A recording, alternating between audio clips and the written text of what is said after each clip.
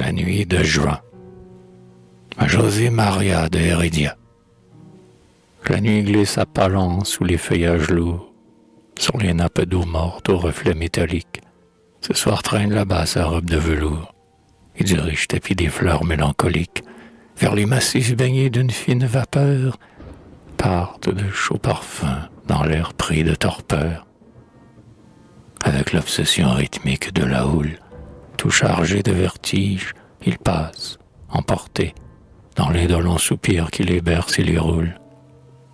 Les gazons bleus sont pleins de féerique clarté. Sur la forêt au loin pèse un sommeil étrange.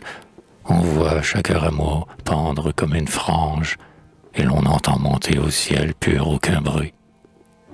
Mais une âme dans l'air flotte sur toute chose, et de ces lots désirs sans fin qui la poursuit, d'elle-même s'essaye à ses métempsychoses. Elle palpite et tremble, et comme un papillon, à chaque instant, l'on voit naître dans un rayon une forme inconnue et faite de lumière, qui, lui, s'évanouit, revient et disparaît. Des appels étouffés traversent la clairière et meurent longuement comme expire un regret. Une langueur morbide étreint par tous les sèves, tout repose immobile et s'endort. Mais les rêves, qui dans l'illusion tournent désespérés, voltigent par essaim sur les corps léthargiques et s'en vont bourdonnant par les bois, par les prés, et rayant l'air du bout de leurs ailes magiques.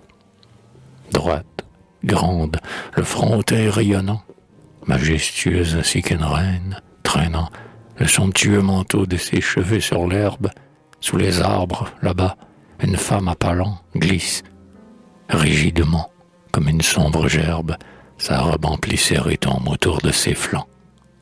C'est la nuit.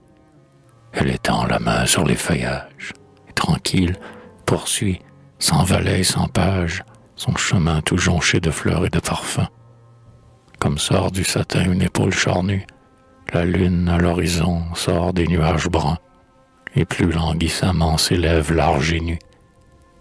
Sa lueur filtre et joue à travers le treillis, des feuilles, et, par jets de rosée ou taillis, caresse, en la sculptant dans sa beauté splendide, cette femme aux yeux noirs qui se tourne vers moi. Enveloppée alors d'une auréole humide, elle approche, elle arrive, et, plein d'un vague effroi, je sens dans ses grands yeux, dans ses orbes sans flamme, avec des sanglots sourds aller toute mon âme. Doucement sur mon cœur elle pose la main.